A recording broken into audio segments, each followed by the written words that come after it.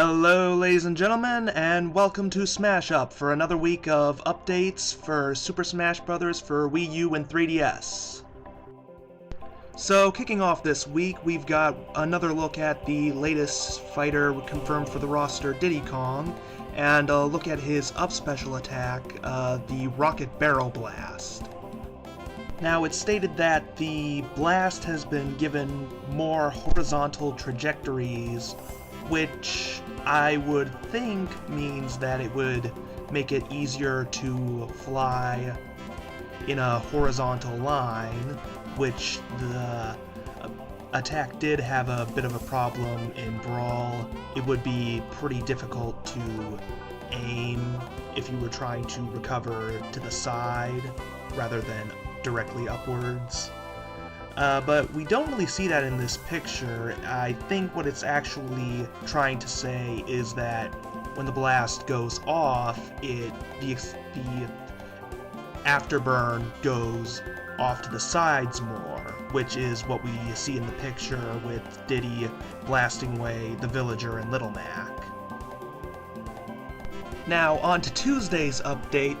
You remember last week when Diddy was revealed, I noticed that some of the screenshots were of the sort of prototype version of the boxing ring stage from before Lil Mac was revealed. Well, it turns out that wasn't a mistake. The sort of neutral Smash Brothers version of the boxing ring stage is going to still be sticking around. And the more Punch-Out themed one is also going to be available. We don't know how these two versions are going to alternate. Like, probably it's going to be sort of like the Mushroomy Kingdom stage in Brawl, where you'd randomly get one stage layout or the other. On Wednesday, we got what at first glance appears to be just a filler image, and at first I was like, oh, they're doing the filler images again, are they running out of material or something? But actually taking a look at the accompanying Miiverse post, it's actually something really major. Sakurai stated, "Now consecutive standard attacks will always transition into a finishing move."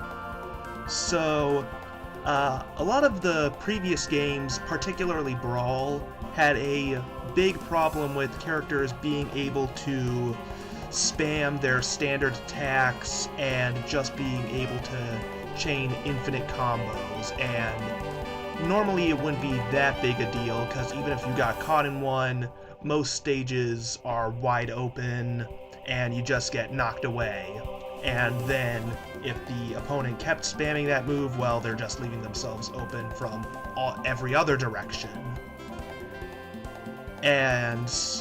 But still, like, there were troubles with corner trapping on certain stages, and now with these finishing moves, like, for one, that's going to take out the whole, like, infinite corner trapping sort of problem that was seen in a lot of the previous games. And also, these finishing moves are going to encourage a lot more fast-paced and aggressive play. This is also a really huge announcement because it means a lot of characters are going to have some pretty, well, at least some changes to their movesets and their playstyles. Like, we see Fox in the image, like, he was one of the characters who could chain an infinite combo of standard specials, and now we see him transitioning into the finishing move. And we're also going to see characters like Kirby, Pikachu, Captain Falcon, who hasn't been announced yet, but he's gonna be in, you know what he is. A lot of characters like those are going to have these same changes to their playstyles, and it's going to really change up the whole metagame for Smash Brothers. On Thursday, it is time for Waluigi to not make it into the roster because he is still just a filthy assist trophy peasant.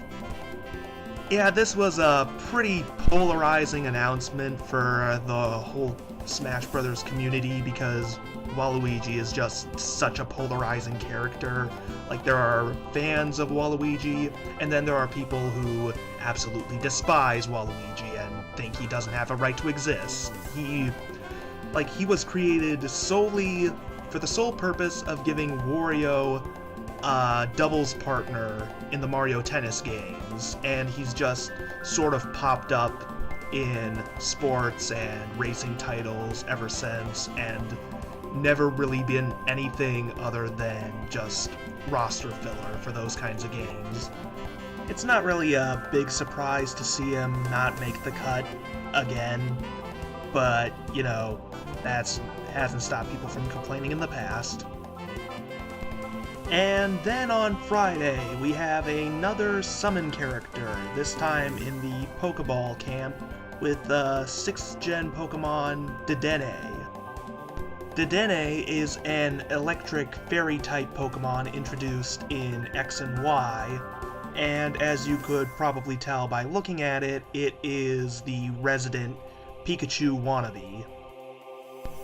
Alright, with 2 characters being disconfirmed this week, let's get into the character prediction of the week, and this time it's going to be one of the most ambitious characters that was introduced back in Brawl, the Pokemon Trainer.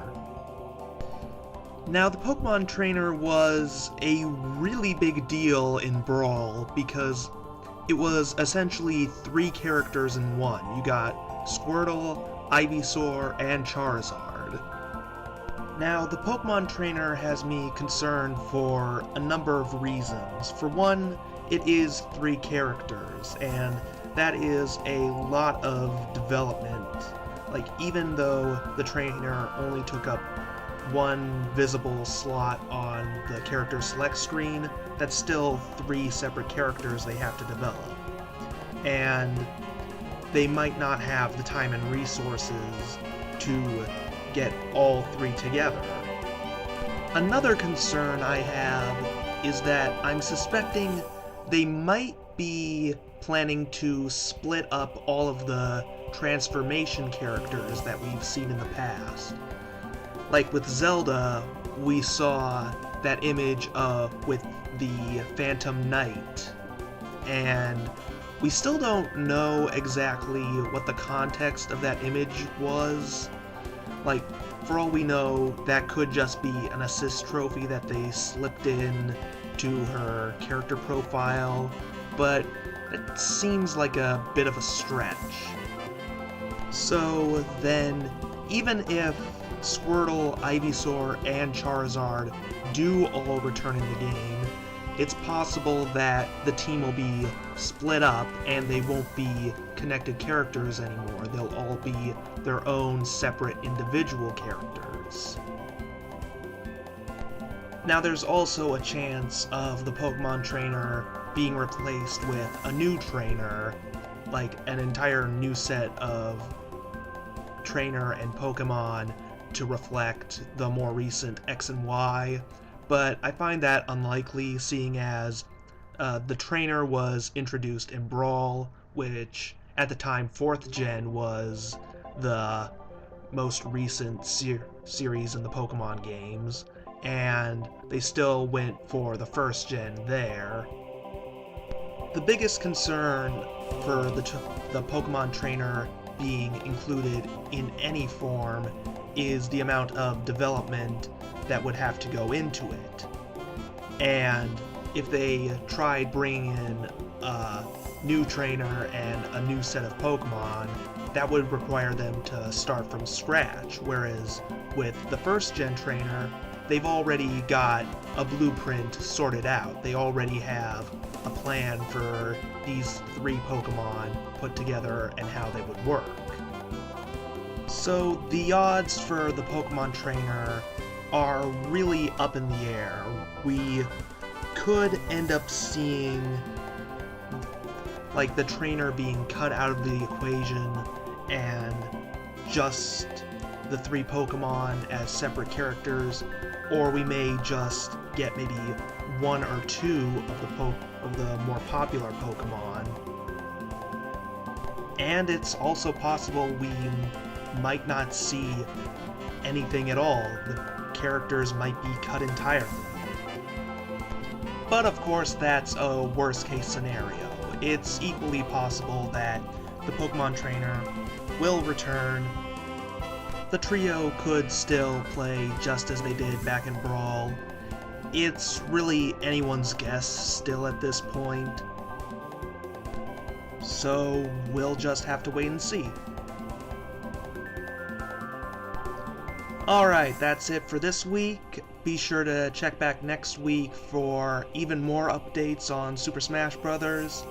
And leave a comment below letting us know what you think of this week's updates and what characters you'd like to see analyzed on our next character prediction.